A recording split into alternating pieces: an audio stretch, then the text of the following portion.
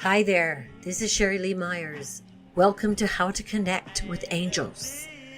We believe that no matter what, every person has the unconditional love and help of angels, our messengers from God. But we have to be willing to believe, and we have to be willing to ask. That's what our film, The Glitch, that we are shooting here in New Orleans is all about, with the help of some amazing music and talent. If you're curious, visit us at theglitchmovie.com and take a look. But now, right now, let's talk to someone who's devoted to helping us make a divine connection. Jean-Marie teaches people how to release what is blocking them from living the life they desire. With the help of angel cards and messages, Jean calls in powerful, loving angels to cut the cords holding her clients back. She also uses EFT, tapping, as a healing modality, and will describe to us how it helped to cure her of her agoraphobia, along with the love and support of her angels, of course. Good morning, Jean-Marie. How are you? I'm great, Sheri. How are you? I'm fabulous. I'm very, very excited and keenly interested in hearing your story, your unique story about your struggle through some childhood trauma and how you cleared it so that you could clear a connection to the angels. Can you start from the beginning and help us understand what you went through? Yes, I was born with a cleft lip and cleft palate. They said one of the worst they'd ever seen. This was back in 1936, so you can figure out my age. And I'm proud of it, by the way. And Good. My first surgery was at 18 months old, and I'm sure the angels were there protecting me because my parents weren't allowed in, and the surgery failed, and they sent me home to die. My mother said, "You're not going to die. My baby's not going to die." But back then they didn't believe that parents should be there with their children, and I just laid there. I didn't talk. I didn't eat. I didn't do anything. Just tried to check out. Okay. In the hospital? Yeah. Mm-hmm. And where did you grow up, Jean? I grew up in Winona, New Jersey. Okay. And that's right across from Philadelphia. And I had most of my surgeries in the hospitals in Philadelphia. Mm-hmm. So I must have had about 20 surgeries in my childhood, and they told me not to cry, to be a big, brave girl. Well, when a child is told not to cry and they're really, really scared and they can't flee and they can't fight back, they will freeze. Yes. And freezing is a trauma. A lot of them as a child. Mm-hmm. I don't feel sorry for myself. It was all I believe that the soul comes in to learn things. Yes. And we choose our mission. I should call it. Sure. And so anyhow, and I look different, of course, because back in the 30s and 40s, they had not perfected cleft palate surgeries like they've got it today. The kids that have it today, they have 1 or 2 surgeries. Yes. And I was also born without the roof of my mouth, and they had to reconstruct that. Oh, wow. So, yeah. So anyway, I was so scared as a child. And when I went to school, I was teased. And I had a hearing problem because children with cleft palates often get their eustachian tube is not correct. It's kind of like kittywampus. I don't know how to say it, but I got a lot of earache, so I was hard of hearing, and I still am. But I couldn't hear the teachers, and I couldn't learn because I had all that trauma, and I couldn't learn, and I felt stupid. Sure. And people called you stupid too. They called me quiver lip. Oh dear. That's okay. Yeah. And, I love that you're on the other side of this, but I can so, relate to how a child would feel. Wow. Yeah. I had my lips sewed together for 6 weeks. That was fabulous. I was 16. That was really a funny time. But I won't go into that. It was just hilarious. I'm lucky I was born with a very quirky sense of humor. You are. Yes, yes. Go on, go on. So you had a really traumatic childhood and were bullied and thought you were stupid and you were called quiver lips and wow. So how was your young adulthood? What happened? I had a school phobia. I had a stomach ache every single day before I went to school, except the summers. Yeah. And then I felt better, unless I was going to go to surgery. And I was sick a lot too. I caught everything. Mm-hmm. But I didn't think that I had a brain in my head. I thought I was ugly, blah, blah, blah. You know how a person that looks different would feel. Sure. I had therapies. I went to hypnotherapy. I had talk therapy. I had primal scream therapy. And later on, I would say about 10 years ago, oh, by the way, I forgot that school phobia turned into agoraphobia. Oh, let's not forget that. I'm really curious. You're the first person I've ever talked to who has suffered from agoraphobia. Yeah. And you wrote you were actually a young mom. You married and you have a baby and you have agoraphobia. Yep. And I was afraid to go to restaurants. I would have a panic attack. It all came from feeling trapped with that trauma of being frozen. If I had known how to release the trauma, I wouldn't have felt trapped. Sure. And that's what agoraphobia is. It's a feeling of losing control. Yes. Yes. And I couldn't stand in line in a grocery. I've left my grocery cart sitting there and run out of a store.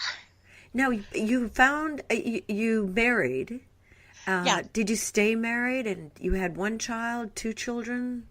Okay, I've been married 57 years. Oh, wow.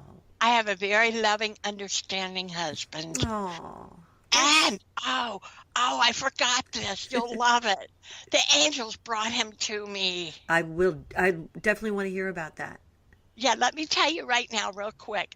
My mother said you don't have to go out and pick up guys. They're not going to be your husband. He's going to come and knock on your door. And I thought, yeah, right, the man on the white horse.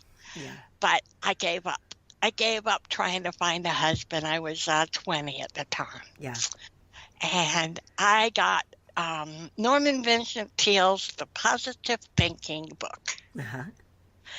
And I started reading it. And I said, okay. Oh, and I was keeping a diary then. And I said, dear God and angels, please bring me a husband. I have a lot of love to share. Oh, yeah. And guess what? Yeah. 1958, uh-huh. right before New Year's. I'm babysitting my brothers and sisters. I had 5 of them. Uh-huh. And I said to Mom and Dad, go bowling. I'm going to be here anyway. Mm-hmm. I'm sitting there watching TV. I have a dirty sweater on, and my hair's greasy, and the kids have left piles of stuff all over. And I hear this knock, knock, knock at the door. Uh-huh. I go to the kitchen window, and I look out. And there's this guy that I knew from the shoe store where we used to buy shoes. Uh-huh. And he's standing there with this guy from the Navy. And I'm thinking, do I really want to open this door?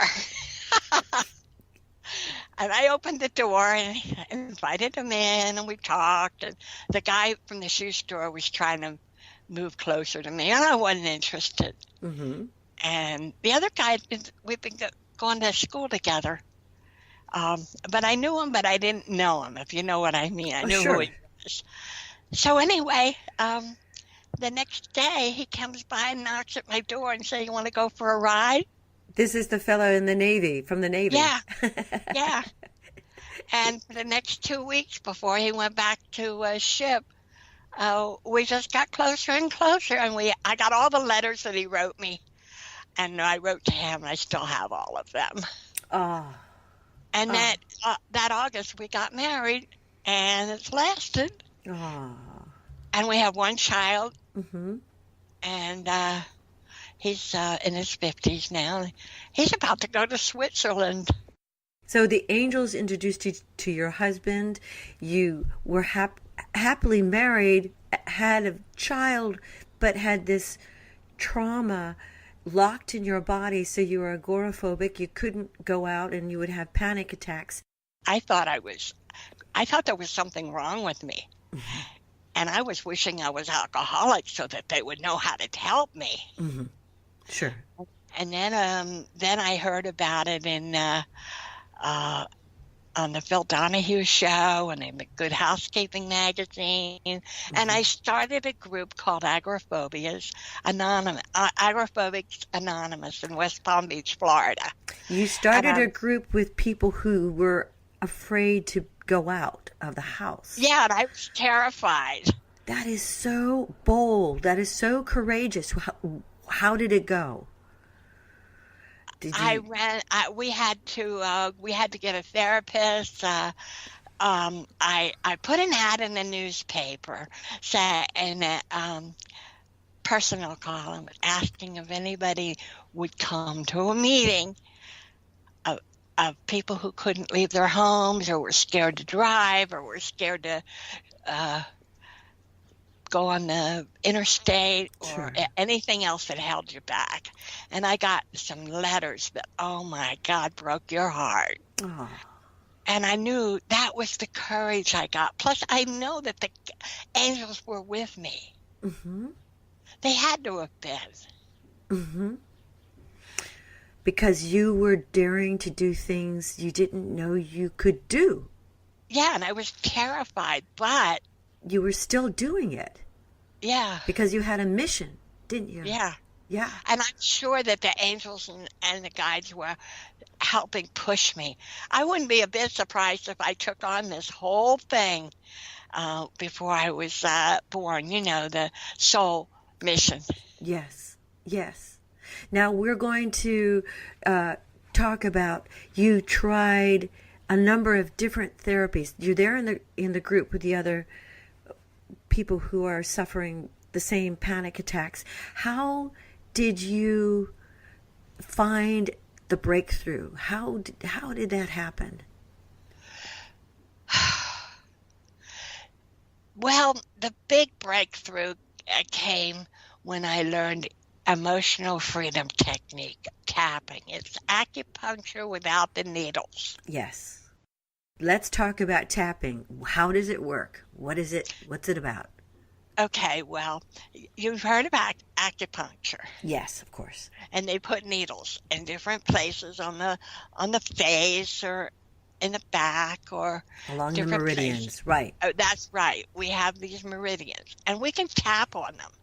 And the tapping points are on the eyebrow, mm-hmm. the side of the eye, mm-hmm. underneath the eye, underneath the nose, mm-hmm. underneath the lip, mm-hmm. the collarbone, underneath the arm right above the bra point for mm-hmm. a woman, mm-hmm. and the top of the head. Mm-hmm. And those are the tapping points.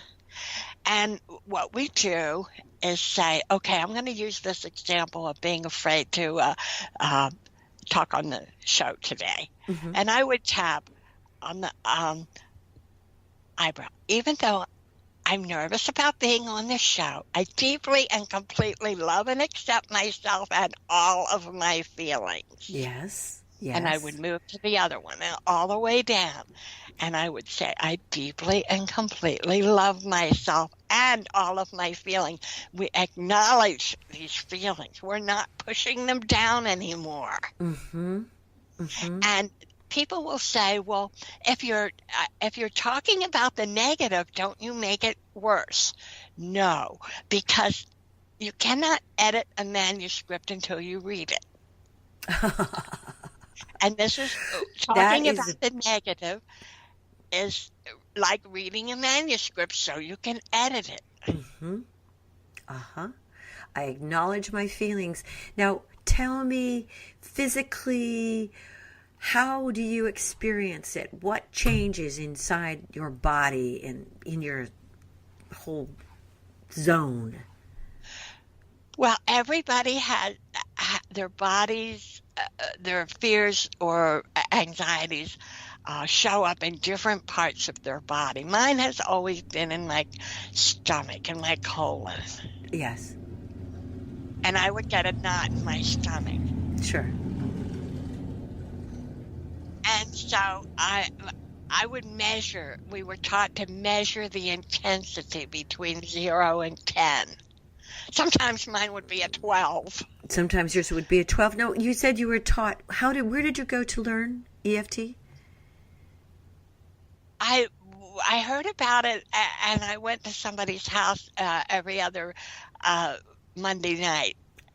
Cool. And then I heard the Tapping World Summit, and that I heard Rick Wilkes from ThrivingNow.com, and he talked about body pains. I have had body pains all of my life, and never knew how to help them, what they were trying to tell me.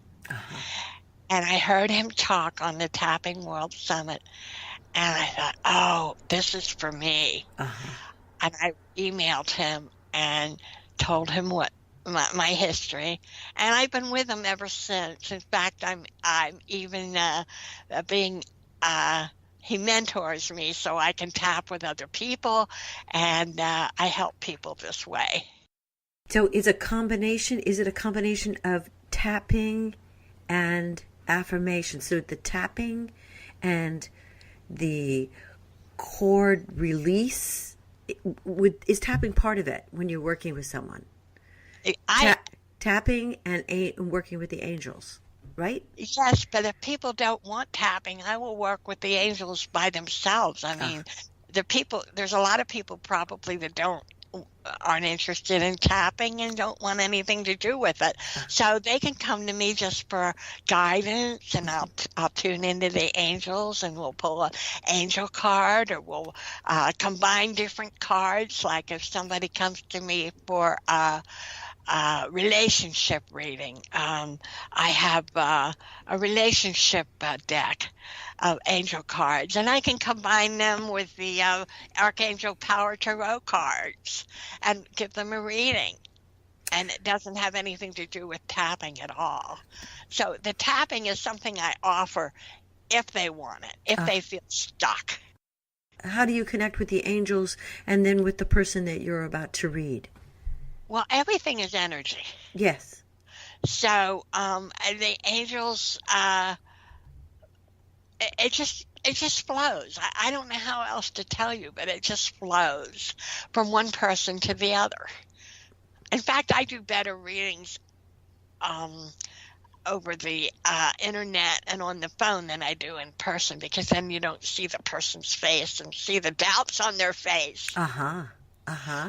You asked me how I got ready. I have a stone called a celestite, and I hold it in my hand right at my solar plexus, and I get quiet.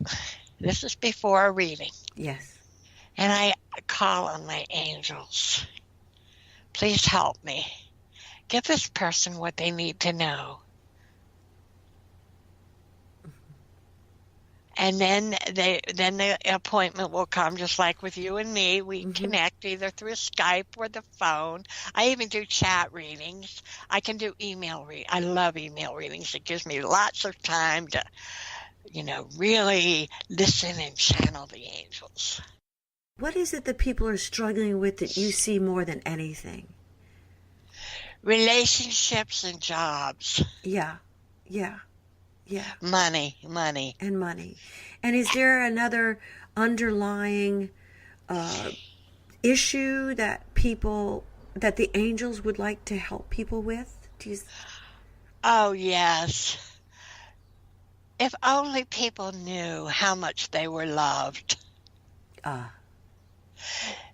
Have you ever heard of Danny and Brinkley, the guy who was hit by lightning 3 or 4 times and lived? No. Well, he's written several books, and he was unable to walk for a while after he was struck by lightning.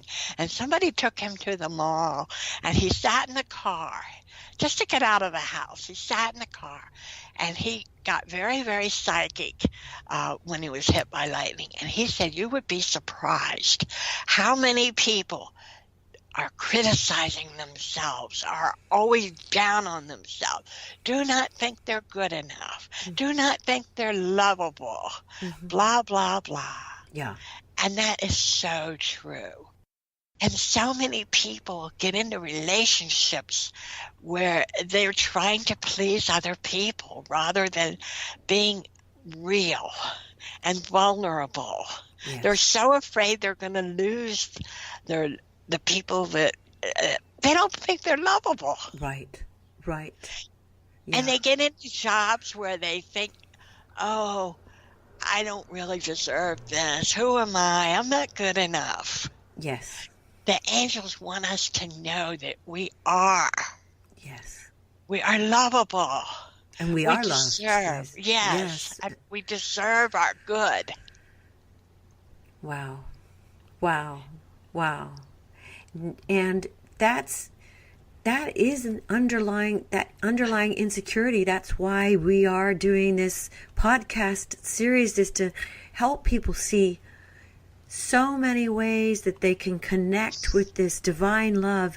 And your story and your technique and the fact that you overcame so much trauma to be able to be a channel now for divine love and to be able to give that love. It's such a beautiful story, and it's such a beautiful thing that you're doing. I so appreciate it. Where do people find you online? AngelsLoveYou.com is one of my websites. And JeanMaurie.com, that's JeanMaurie.com. And we will have both those links on the page, on your podcast page. So in case people didn't catch it, they can just go right to your page and they'll have all of these opportunities. And then, do you have a Facebook page as well? I have 4 or 5 of them. Oh, okay. That's great. My main Facebook page is Jean Maurie Puhlman, Puhlman. And then I have one, Angels Love You. Yes. Facebook.com /Angels Love You. And I have a certified angel reading page. And I have a Facebook.com /Jean Maurie page. Right. Great. You're really offering something really wonderful, because so many people do want to feel better, but feeling like crap means that I can't even get there to say an affirmation. So this is a beautiful thing. It's a beautiful, beautiful thing that you're offering. Thank you. Thank you. If you liked this recording and benefited from it, please, for heaven's sake, share it with your friends. If you loved it and want to hear more, go to theglitchmovie.com /How to Connect with Angels, where you can listen and subscribe. Thank you so much.